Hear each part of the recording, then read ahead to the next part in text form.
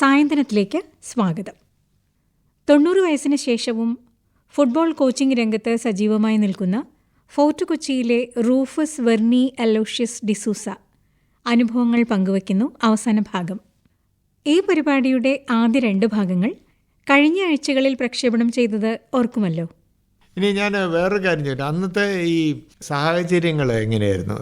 ഇന്നെന്ന് പറഞ്ഞാൽ നമുക്ക് പഠനത്തിലൊക്കെയാണ് കൂടുതലിത്. സ്പോർട്സിന് എല്ലാ കുടുംബത്തിൽ നിന്നും ഒരാൾ കളിക്കണം എന്നുള്ള താല്പര്യമില്ല. കറക്റ്റാണത് പറഞ്ഞത്. നമ്മൾ പേരൻസ് ഓടിക്കും ഗ്രൗണ്ടിൽ പോയി കളിച്ച്. ഇപ്പോൾ വൈകുന്നേരം പ്രാക്ടീസ് കളിച്ചില്ലെങ്കിൽ നമുക്ക് ടിഫിൻ തരൂല. കളിക്കണം. അന്ന് ഞാൻ കളിച്ചോണ്ട് ഇന്നും നിങ്ങൾ മുമ്പിലാണ് എൻ്റെ ഫിറ്റ്നസ്. ഇപ്പോൾ ഇവിടുത്തെ ട്യൂഷൻ നമുക്കെല്ലാം ബാക്കി അന്ന് ട്യൂഷൻസ് ഇല്ല. കാര്യം ഞാൻ ഒരു എക്സാമ്പിൾ പറയണേ. ഞാൻ ബെട്ടോ സ്കൂളിൽ പഠിക്കുമ്പോൾ പ്രാക്ടീസിന് ഒരു ദിവസം ഞാൻ പോയില്ല. പിറ്റേ ദിവസം എന്നോട് ചോദിച്ചു എന്താ കാര്യം. ഹെഡ് മാസ്റ്റർ വിളിച്ച് ചോദിച്ചു, why didn't you come for practice? I went to Malayalam tuition. അപ്പോൾ ഹെഡ് മാസ്റ്റർ, മലയാളം മാസ്റ്റർ ജോൺമാൻ വിളിച്ച്, you are not teaching, he is going for why can't you teach him? She is saying he is going for tuition. അങ്ങനത്തെ ഒരു സ്ഥിതി നമ്മുടെ head master സ്കൂളിൽ. കളിക്കാൻ ഇന്ന് ട്യൂഷന് പോയത് കൊണ്ടാണെന്ന് പറഞ്ഞു. പക്ഷേ വഴക്ക് പറഞ്ഞു. മലയാളം ടീച്ചറെ അന്ന് ട്യൂഷൻ ഇല്ല. Very discipline. നമ്മൾ കളിക്കാൻ ആഗ്രഹമുണ്ട്. ഗ്രൗണ്ടിൽ നല്ല പ്ലേയേഴ്സ് ഉണ്ട്. ഇപ്പോൾ ട്യൂഷൻ പിള്ളേർ കളിക്കാൻ ആഗ്രഹമുണ്ട്. കളിയും പഠനവും ഒരുമിച്ചാണ്. അത് ട്യൂഷൻ എന്താ ചെയ്യുക, ചിലപ്പോൾ ഇന്നത്തെ പ്രാക്ടീസ് തുടങ്ങി നാളെ ട്യൂഷൻ മാറ്റി ടൈമിങ് മാറ്റും. അപ്പോൾ പ്ലേയേഴ്സ് പ്രാക്ടീസ് പറയാൻ പറ്റില്ല. പക്ഷെ നമ്മളെ സിസ്റ്റം, പഴയ സിസ്റ്റം കൂടി ഇന്ത്യ മുന്നോട്ട് വരും. അല്ലെങ്കിൽ നമ്മൾ താന്നു പോകണം. ഇപ്പം നമുക്കൊരു നേപ്പാൾ അടിക്കാൻ പറ്റില്ല, ഒരു പാകിസ്ഥാൻ അടിക്കാം. നമ്മളെ താന്ന ടീം നമുക്ക് തോൽപ്പിക്കാൻ പറ്റൂല. താങ്കളുടെ അഭിപ്രായത്തിൽ നമുക്ക് കളിയോടുള്ള താല്പര്യം നമുക്ക് തിരിച്ചു വരാം. ക്ലബ്ബുകൾ വേണം, പ്ലേയേഴ്സ് ജോലികൾ കിട്ടണം, ടൂർണമെന്റ്സ് വേണം. ഓൾ ഇന്ത്യ ടൂർണമെന്റ്സ് നമ്മളെ പ്ലേയേഴ്സെ കളിപ്പിക്കണം. പഴയ 1948 ഉള്ള കപ്പാസിറ്റി, ആ ക്വാളിറ്റി, ആ പ്രൊസീജിയർ നമ്മൾ ഇപ്പോൾ കൊണ്ടുവന്നാൽ വി വിൽ ബി ടോപ്പായിരിക്കും. Very good. നമ്മൾ 4 ഒളിമ്പിക്സിൽ ബൂട്ട് ഷൂസ് ഇല്ലാണ്ട് കളിച്ചിട്ട് LC ഒളിമ്പിക് ക്വീൻ ജോന് മാറി കളിഞ്ഞ് പറയും നാണക്കേട്. അവർ അപ്പോൾ സലീം എന്നെ പറഞ്ഞാൽ എന്താ അറിയുമോ, നമുക്ക് ഷൂസ് ഇല്ലാണ്ട് കളിക്കണമെങ്കിൽ നമുക്ക് നല്ലൊരു കാര്യം. പക്ഷേ നേരിട്ടും ബൂട്ട് വാങ്ങാൻ പൈസ ഇല്ലായിരുന്നു. അതിപ്പോഴും ആ സലീം പറഞ്ഞ പേപ്പർ കട്ട് എൻ്റെ അടുത്തുണ്ട്. പൈസ ഇല്ല ബൂട്ട് വാങ്ങാൻ അന്നത്തെ കാലം. ഇനി വേറൊരു കാര്യം ചോദിച്ചിട്ട്, ഇപ്പോൾ സ്വാതന്ത്ര്യം കിട്ടുന്നതിന് മുമ്പ് ഉണ്ടായിരുന്ന ഒരു വ്യക്തിയാണ്. ഈ സ്വാതന്ത്ര്യകാലത്തെ ഓർമ്മയൊക്കെ ഉണ്ട്? അന്ന് ഇന്ത്യക്ക് സ്വാതന്ത്ര്യം കിട്ടിയപ്പോൾ എന്തെങ്കിലും അന്നത്തെ കാര്യങ്ങൾ ഓർമ്മയൊക്കെ ഉണ്ടോ? അന്ന് എന്ന് പറഞ്ഞാൽ നമുക്ക് അത് ബ്രിട്ടീഷ് കാലാണ് നമ്മൾ ഭരിക്കണത്. അന്ന് ഞാനൊരു ബ്രിട്ടീഷ് കോച്ച് എല്ലാം ഉണ്ടായിരുന്നു. അന്ന് അവരുടെ ഡിസിപ്ലിനാണ്.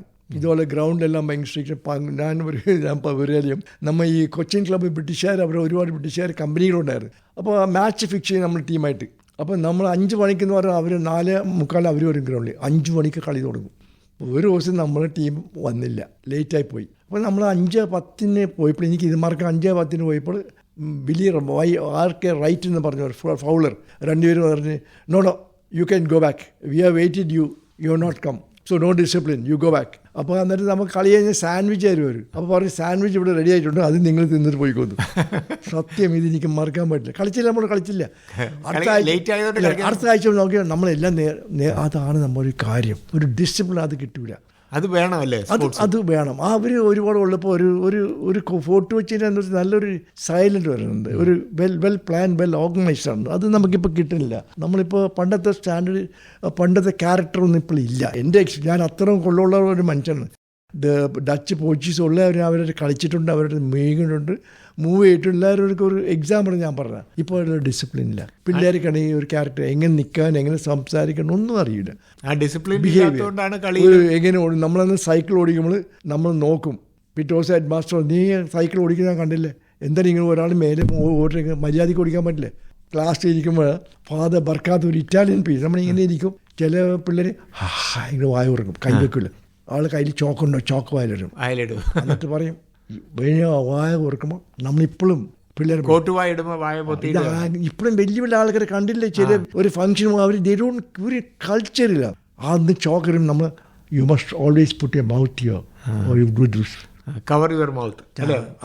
അതാണ് ഒരു ക്യാരക്ടർ നമ്മൾ മറക്കാൻ പറ്റാതെ നമ്മളെ പഠിപ്പിച്ചത്. ആ ക്യാരക്ടർ പിള്ളേരെ പഠിപ്പിക്കും. എൻ്റെ പിള്ളേർ ചിലവർ അപ്പം അങ്ങനെയുള്ള കുറേ നമ്മുടെ സ്വഭാവശീലം, ക്യാരക്ടർ, ഡിസിപ്ലിൻ, ടൈമിങ്, പങ്ക്ച്വാലിറ്റിയാണ്. ഒരു കമ്പനി പോയ പങ്ക്ച്വാലിറ്റി എന്ന് പറഞ്ഞാൽ അതിപ്പോൾ ഇല്ല.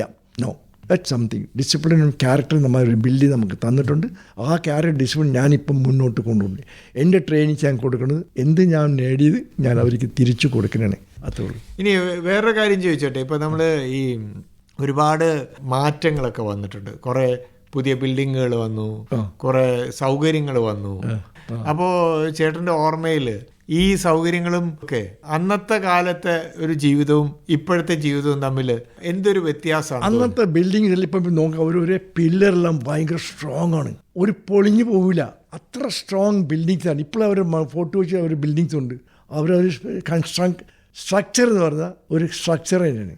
അതിപ്പം നമുക്ക് ഒരിക്കലും കാണാൻ പറ്റില്ല. ചില പഴയ ബിൽഡിങ് ഞാനിപ്പോഴും ഓടിൻ്റെ ബിൽഡിങ്സ് ഉണ്ട്. ഞാനിപ്പോഴും പോകുമ്പോൾ മുകളിൽ നോക്കും, ചില ബിൽഡിങ്സ് ബ്രിട്ടീഷുകാർ നമുക്ക് തന്നു. വെൽ പ്ലാൻ ഗാർഡൻ എല്ലാം well build and well set. റോഡുകൾ എന്തെല്ലാം നീറ്റ് ആൻഡ് ക്ലീൻ, ഒരു കടലാസ് കാണൂല, ഒരാളിങ്ങനെ കടലാസ് എറിയൂല. അത്ര ഒരു ഫോട്ടോ വെച്ച് അത്ര ഒരു ക്ലീൻ സിറ്റിയാണ് അത്. It's culture. ആ കൾച്ചർ അവർ പോയപ്പോൾ ആ കൾച്ചർ കൊണ്ട് അവർ പോയി. പിന്നെ നമ്മളത് ശ്രദ്ധിക്കാറില്ല. നമ്മൾ അതാണ് പറഞ്ഞത്, നമ്മൾ ബിൽഡിങ്സ് എല്ലാം വെരി ഗുഡ് സ്ട്രോങ് ബിൽഡിങ്സ് ആണ് ഉള്ളത്, വെരി സ്ട്രോങ്. ഇത് ഫോർട്ട് കൊച്ചിയിൽ ഇപ്പോഴും കണ്ടല്ലോ, പോസ്റ്റ് ഓഫീസ് അതിൻ്റെ ഒപ്പം ഒരു ബിൽഡിങ്, ഓടിട്ട് വീടാണ്, സ്റ്റൈലാണ്, നല്ല. It is something great. ഇത്രയും കാലത്തെ ജീവിതത്തിൽ ഏറ്റവും നല്ല ഓർമ്മകൾ എന്ന് പറയുന്നത് എപ്പോഴത്തെയാണ് ജീവിതത്തിൽ? എൻ്റെ ജീവിതം ഇന്നത്തെ ജീവിതം ആ പഴയ കാലത്തെ ഓർമ്മയാണ് എൻ്റെ മനസ്സിൽ. ഇന്നും ഞാൻ എന്തെങ്കിലും ചെയ്താൽ ഞാൻ ഓർക്കും അതെങ്ങനെ ചെയ്യണം, എന്തിന് ചെയ്യണം, അതാണ് എൻ്റെ മൈൻഡ്. ഓൾഡ് ഇസ് ഗോൾഡ് എപ്പോഴും അത് എൻ്റെ മനസ്സിലുണ്ട്. അതിൽ അപ്പുറം വേറെ ഒന്നുമില്ല. പണ്ട് പഠിച്ച ആ ചിട്ട ഇപ്പോഴും ആ സ്കൂളിൽ ഡിസിപ്ലിൻ. നമ്മൾ സ്കൂളിൽ പോകുമ്പോൾ നമ്മൾ സൈലൻറ്റ്, അവിടെ ഈക്കുമ്പോൾ നമ്മൾ സൗണ്ടൊന്നുമില്ല. ടീച്ചർമാർ എനിക്ക് ബഹുമാനിക്കും, മുണ്ടൂല. അന്ന് ടീച്ചർമാർ എഴുതും ഭയങ്കര സംസാരമാണ്. ഇങ്ങനെ നമ്മളെ വിളിച്ചിട്ട് നമ്മളെ കൊണ്ട് പറയും, you read the first page വായിച്ചിട്ട് നമ്മളവിടെ പോയിട്ട് പറയണം എന്താണത്. പിന്നെ പണിഷ്മെൻ്റ് ഉണ്ട്. നമുക്ക് അങ്ങനെ മുട്ടി കുത്തി നിൽക്കണം, ചിലപ്പോൾ കൈ ഇങ്ങനെ വെച്ചിരിക്കണം, ബുക്ക് തലയിലൊക്കെ. That's discipline. ഇപ്പോൾ അത് നമുക്ക് ഭയമുണ്ട്, പഠിച്ചില്ലെങ്കിൽ നാളെ പണിഷ്മെൻ്റാണ്. ഇപ്പോഴെങ്ങനെ സ്കൂളിൽ പോയിട്ട് വടിയുണ്ട്, അമ്മ വന്നിട്ട് ടീച്ചർ തല്ലും. ദാറ്റ് ഇസ് പിള്ളേരെ പോയി ഒരു റെസ്പെക്റ്റ് ഇല്ല. നമ്മളെ പോയി മമ്മിയോട് കംപ്ലയിൻറ്റ് ചെയ്താൽ, no why did teacher, because you are not discipline. No, you don't tell sorry to teacher. No, അതാണ് നമ്മളെ പേരൻസാണ് നമ്മൾ ആ ഡിസിപ്ലിൻ പഠിപ്പിച്ചത്. ഇപ്പോൾ അധികം പിള്ളേർ തല്ലിയ അപ്പോൾ യൂണിയനാണ്, പ്ലേയേഴ്സ് യൂണിയൻ, പ്രസിഡൻറ്റ് യൂണിയൻ. അപ്പോൾ എങ്ങനെ ടീച്ചർമാർക്ക് പഠിക്കാൻ പറ്റില്ല, പേടി. നമ്മൾ ഈ കാറ്റടി കായ എന്ന് പറയുന്നത് കായുണ്ട്, ആദ്യമേ മുട്ടുകുത്തി നിർത്തുന്നു, മുള്ളുപോലെ ഉണ്ടാവും. സത്യം, ഇതിൽ അനുഭവിച്ച ഒരാൾ ഇനിയിപ്പം പാടലും മുട്ടും. ഇപ്പം നമ്മളത് മറക്കാൻ പറ്റില്ല. അതെന്തിനായിരുന്നു അത്? പണിഷ്മെന്റ്. പഠിച്ചില്ലെങ്കിൽ അടിക്കിച്ചില്ലെങ്കിൽ പിന്നെ കുരുത്തക്കട ചെയ്യുമ്പോൾ ഇങ്ങനെ തോണ്ടി വന്നു, അതൊന്നും പറ്റില്ല. You listen. അപ്പോൾ വടി കഴിയണം, വെടിച്ച അപ്പടിയാണ്. ഇവിടെയാണ് അടിക്കണ, കൈയുടെ അവിടെ. ഫാദർ പേരിന് പറക്കാതെ ഇറ്റലാക്കി ഇവിടെ അടിക്കുക, അല്ലെങ്കിൽ ഇവിടെ പോക്കിയിട്ട് ഇവിടെ അടിക്കും, ചന്തിയിൽ. അതിന് വി ഹാവ് റിസീവ്ഡ് പണിഷ്മെന്റ്. അതാണ് വലിയൊരു കാര്യം. അതാണ് ഏറ്റവും അന്നത്തെ നമ്മൾ കാര്യമെന്ന്. ഇപ്പം നമ്മൾ ആർക്കും അതിൽ നമ്മൾ ഇന്നും ഈ ഡിസിപ്ലിൻ ക്യാരക്ടർ ബിൽഡിങ് കിട്ടൂല. അപ്പോൾ ഇതിനോടനുബന്ധിച്ച് ഞാനൊരു കാര്യം ചോദിക്കുന്നത്, ഇപ്പം ആരെങ്കിലും ചോദിക്കുകയാണ് താങ്കളെ ഈ ജീവിതം എന്ത് പഠിപ്പിച്ചു എന്ന് ചോദിച്ചു കഴിഞ്ഞാൽ എന്ത് പറയും? കൾച്ചർ പഠിപ്പിച്ചു തന്നെ, മാനേഴ്സ്, ഡിസിപ്ലിൻ, ക്യാരക്ടർ. ഇതാണ് എനിക്ക് പഠിത്തം കിട്ടിയത്. ആരെങ്കിലും അതിന് മോഡലായിട്ടുണ്ടോ? വീട്ടിലെ ആരെങ്കിലും ഇങ്ങനെ ഒരു കൾച്ചർ ഇപ്പം ഞാൻ എൻ്റെ പേരൻസ്, എൻ്റെ കൾച്ചർ, എൻ്റെ മദർ, പേരൻസ്, ഗ്രാൻഡ് പേരൻസ് എല്ലാം ഭയങ്കര ഡിസിപ്ലിൻ. ഞാൻ പറയാം, ഒരു ദിവസം ഞാൻ കളിക്കാൻ പോയിട്ട് എൻ്റെ ഗുരു ടൂർണമെൻറ്റ് ഫൈനൽസ് കളിക്കുന്നുണ്ട്. ഞാൻ ആ ക്യാപ്റ്റൻ. ഞാൻ വഴികെ പോയി. ഞാൻ വഴികെ പോയപ്പോൾ വീട്ടിൽ പോയി ബൂട്ട് എടുത്ത് ഓടി, ക്ലബിൽ കാലെടുത്ത് ഒരൊറ്റ ഒരു ബൂട്ട് നെറ്റി മുറിഞ്ഞ്. ജീവിതത്തിൽ ഒരു പാടെൻ്റെ ഗുരു അതിന്. ഇതും കൊണ്ട് കാര്യം നിങ്ങൾ പോയിട്ട്, അബുക്ക മലയാളമാണ്, പോടാ ഇറങ്ങിപ്പോ, അല്ല രണ്ടാമത്തെ ബൂട്ട് പറയും. അപ്പോൾ ഞാനിങ്ങനെ ഇറങ്ങിപ്പോകുമ്പോൾ അടുത്ത വീട്ടിലൊരു മൊയ്തീൻ എന്ന് പറഞ്ഞ ആൾ, റുപ്സ ഇവിടെ ഒന്ന് എന്ത് ചെയ്യാം പറയും, അബുക്ക ബൂട്ടെറിഞ്ഞാ. എൻ്റെ കണ്ണ് പോകാത്ത ഭാഗ്യം. ഇയാൾ മൊയ്തീങ്ക പോയിട്ട് അബുവിനെ വഴക്ക് പറഞ്ഞു. അപ്പോൾ മൊയ്തീക്ക നീ എന്നെ കൂടി. മൊയ്തീക്ക ഞാൻ വരില്ല, അബുക്ക കയറണം എന്ന് പറഞ്ഞാൽ ഞാൻ കയറില്ല. എന്തിനാണ് എറിഞ്ഞത്? താമസിച്ചുകൊണ്ട് ലേറ്റ് ആയതോ? അന്ന് എനിക്ക് സ്കൂളിലൊരു കളി ഉണ്ടായിരുന്നു. അപ്പോൾ അവരെല്ലാം ഫൈനൽസ് കളിക്കാൻ വേണ്ടി കാത്തിരിക്കുന്നത്. പെരയുടെ ഫൈനൽസ് കളിക്കാൻ വേണ്ടി ടീം കൊടുത്തിരിക്കുന്നത്. ഞാൻ വന്നിട്ടില്ല, ഞാനാ ക്യാപ്റ്റൻ. അങ്ങനെ ഞാൻ വീട്ടിൽ പോയി മദർ കയറ്റില്ല. വൈയൊക്കെ പറയും, Abukka through boot. Why I went, who asked you go late? No, you don't enter the house. എൻ്റെ വീട്ടിൽ കയറ്റിയില്ല. പിന്നെ അവിടെ നിൽക്ക്, you go to the club and tell sorry to Abukka. കുറച്ച് അബുക്ക സൈക്കിളും ചവിട്ടി വന്ന് കയറുന്ന വണ്ടിയിൽ കയറി. സത്യം ഞാൻ കളിച്ച് 3 ഗോൾ അടിച്ച് ഹാട്രിക്ക് കപ്പ് ജയിച്ചു. ഇതാണ് എൻ്റെ ഒരു പാട് നെറ്റിയിൽ ഉള്ളത്. ഇത് ഈ പാട് പോകും ബൂട്ടെറിഞ്ഞത്. അതാണ് ഡിസിപ്ലിൻ. അന്ന് തുടങ്ങി എവിടെ പോയാലും ഞാൻ ഒരു 10-20 നേരത്തെ പോയി ഇരിക്കും. അതിൻ്റെ ഒരു ക്യാരക്ടറാണ്. വൈകില്ല. ഇവിടെ ഞാൻ വന്നിട്ട് 11 മണി ഞാൻ 11 o'clock വന്ന് അവിടെ ഇരിക്കുന്നത്. അതെ, അത് പങ്ക്ച്വാലിറ്റി. അത് എവിടെ ഏത് പാർട്ടിക്ക് പോയാലും എന്ത് പരിപാടിക്കും ഞാൻ അവിടെ മന്ത്രി വന്നാലും പോവും. ഞാൻ അവിടെ നേരത്തെ പോവും, സമയത്തിന് എത്തും. അതിൻ്റെ ക്യാരക്ടർ അതാണ് നമുക്ക് കിട്ടിയ ക്വാളിറ്റി ഫ്രം ജീവിതത്തിൽ, ഡിസിപ്ലിൻ ആൻഡ് ക്യാരക്ടർ. അപ്പോൾ നമ്മുടെ ആകാശവാണി ശ്രോതാക്കളോട് എന്താണ് പറയാനുള്ളത്? ഒരുപാട് പേര് താങ്കളെ ഈ പരിപാടി പ്രക്ഷേപണം ചെയ്യുമ്പോൾ കേൾക്കും. പക്ഷേ ഒരുപാട് വിളിച്ചിട്ടുണ്ട്. പക്ഷെ ഇത്തരം ഒരു സംസാരം ഞാൻ ഒരു ചാനലിൽ സംസാരിച്ചിട്ടില്ല. നല്ല ചോദ്യങ്ങൾ എൻ്റെ പഴയ മെമ്മറി തിരിച്ചു കൊണ്ടുവന്നത്, എൻ്റെ ക്യാരക്ടർ എങ്ങനെയാണ്, ഞാൻ ഇപ്പോൾ ഇരിക്കുന്ന ക്യാരക്ടർ അത് എങ്ങനെ എനിക്ക് കിട്ടി, അത് എന്നെ ഓർമ്മയിലേക്ക് കൊണ്ടുവന്നിട്ട് ഇന്നും എനിക്ക് ഇപ്പോൾ ഇവിടെ വന്നിരുന്ന ശേഷം ഞാൻ ഓർക്കണം ഞാൻ കുറച്ചുകൂടി ചെറുപ്പമായെന്ന് തോന്നുന്നു. അത്ര ആക്റ്റീവാക്കി എൻ്റെ പഴയ തോട്ട്സ്, എൻ്റെ പഴയ ജീവിതം തിരിച്ച് എൻ്റെ മനസ്സിലേക്ക് കൊണ്ടുവന്ന്. ആ ജീവിതം എന്ന് എനിക്ക് മറക്കാൻ പറ്റില്ല. അതുകൊണ്ട് ഞാൻ ഈ ആകാശവാണിക്കും മിസ്റ്റർ രാജേഷ് സാറിനും ഞാൻ നന്ദി പറയണേ. എനിക്ക് ഇത് ഒരിക്കലും മറിക്കാൻ പറ്റില്ല. നന്ദി, താങ്ക് യു. ദൈവം എല്ലാവരും അനുഗ്രഹം. God bless you.